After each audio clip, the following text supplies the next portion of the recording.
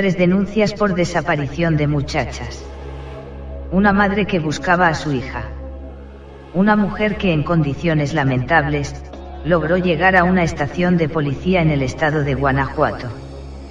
Ese era el pequeño manojo de hilos, que al volverse objeto de investigación, descubrió lo que hace 60 años, era conocido en la jerga policíaca, como un caso de trata de blancas, que en pocos días, se convirtió en una historia de violencia y muerte desgarradoras.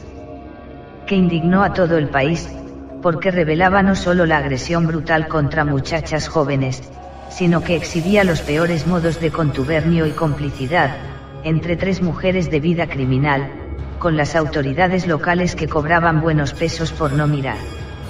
El escritor Jorge Ibargüengoitia, echó mano de esta imagen, borrando los rostros, para su novela Las Muertas, donde recreaba el caso de las Poquianchis y sus crímenes. Fue como una bofetada brutal, en el rostro de aquel México del desarrollo estabilizador, que miraba con esperanza y energía, hacia un futuro promisorio.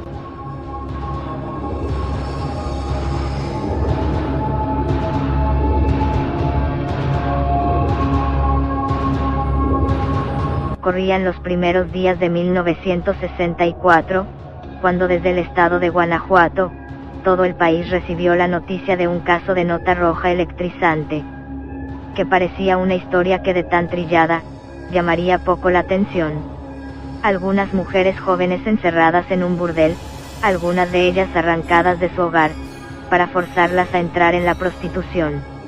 Y hacia allá apuntaban las primeras pistas. Luego, se volvió una historia de horrores con alcance nacional. Un apodo se volvió famoso: las Poquianchis. Se trataba de 3 mujeres, a quienes se señaló como culpables, de más de 100 casos de muerte y abuso. El desamparo de sus víctimas, las terribles condiciones de vida que impusieron a quienes tuvieron la desgracia de caer en sus manos, las volvieron oscuras celebridades. Su sobrenombre se transformó por algunos años, en el adjetivo favorito de los reporteros de nota roja, para designar a mujeres que regentearan burdeles, o indujeran o forzaran a muchachas para prostituirse. Las 3 hermanas González Valenzuela, cobraron tan retorcida fama, que la relación de sus delitos alcanzó para convertirlas en personajes de novela, en protagonistas de guiones cinematográficos. A lo largo de los años 60 del siglo pasado, en pocas ocasiones un sobrenombre fue tan conocido. Y siendo estrictos, no faltaba razón. Porque las 3 hermanas González Valenzuela, Delfina, María de Jesús y Carmen, fueron señaladas como responsables de la muerte, de al menos 90 mujeres. Todas empleadas en los prostíbulos, que poseían en los estados de Guanajuato y Jalisco. Las muchachas rescatadas en aquel enero de 1964, tenían el aspecto de haber salido de un círculo del infierno. La detención de las hermanas González Valenzuela, fue una cosa casi fortuita. En Guadalajara, una mujer, Petra Jiménez, se presentó ante el Procurador de Justicia Estatal. Denunciaba la desaparición de su hija María, de 13 años de edad. Casi al mismo tiempo, en la ciudad de Guanajuato, el jefe de grupo de la Policía Judicial del Estado, Miguel Ángel Mota, recibía 2 denuncias muy similares. Entonces, apareció harapienta, casi en los huesos, una muchacha, Catalina Ortega. En ella, eran evidentes las huellas de violencia física. Se había escapado de un rancho, en el municipio de San Francisco del Rincón, donde la tenían secuestrada. Logró Catalina salir, por una abertura de la barda que circundaba el rancho, muerta de miedo. Sabía que si se daban cuenta de su fuga, las dueñas del rancho, propietarias también de los prostíbulos mal disfrazados de bares, donde la obligaban a trabajar, le arrancarían la vida a golpes. Movida por el pánico, Catalina Ortega caminó durante horas, hasta que llegó a su hogar, del que había sido arrancada. Acompañada de su familia, fue a denunciar su historia en la jefatura de policía, de la ciudad de León, Guanajuato. Desfallecida, agotada física y emocionalmente, empezó a hablar. Su declaración fue crucial para reunir los hilos de su caso, con los de las denuncias por la desaparición de muchachas muy jóvenes, no solo guanajuatenses. Algunas de las víctimas de esa historia de explotación y violencia, provenían de Jalisco.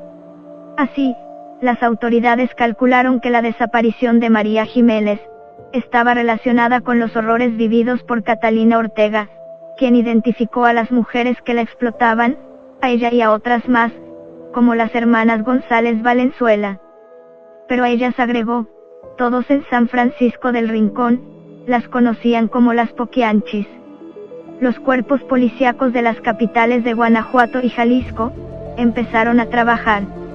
La aportación de la Policía de León fue definitiva para dirigir la investigación hacia San Francisco del Rincón.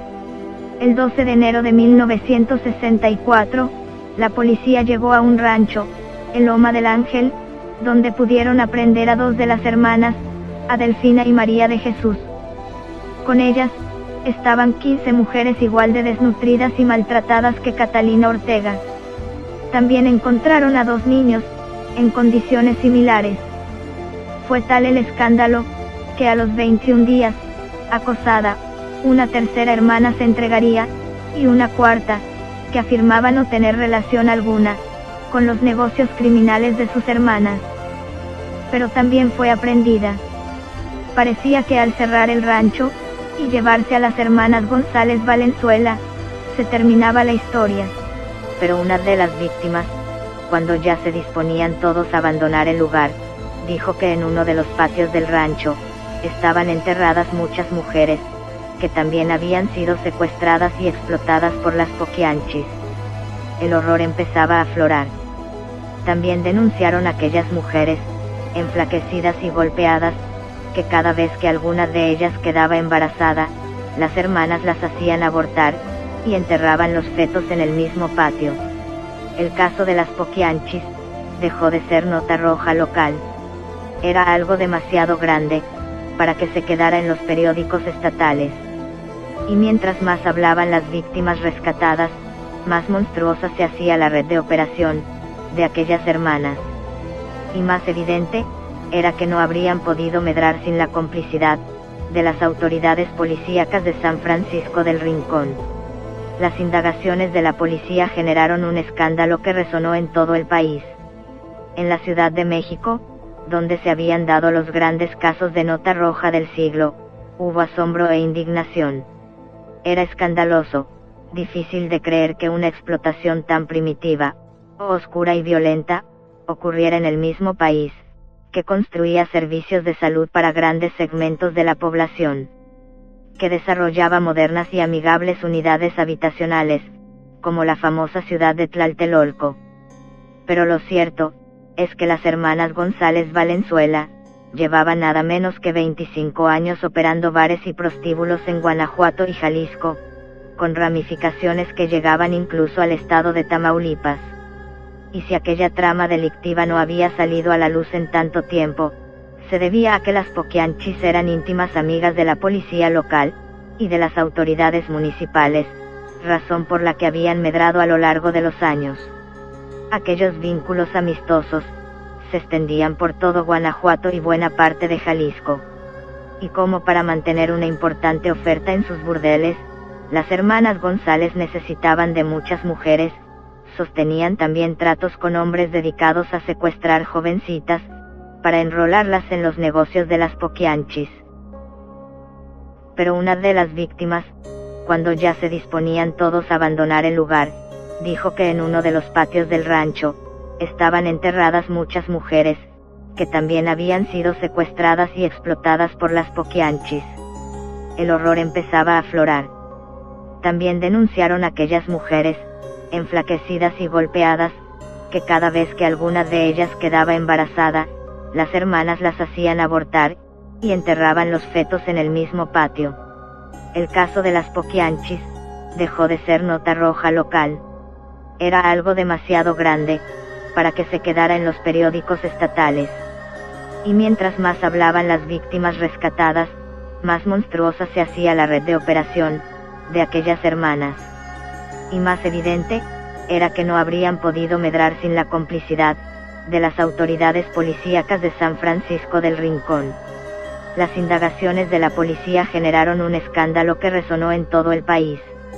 En la Ciudad de México, donde se habían dado los grandes casos de nota roja del siglo, hubo asombro e indignación.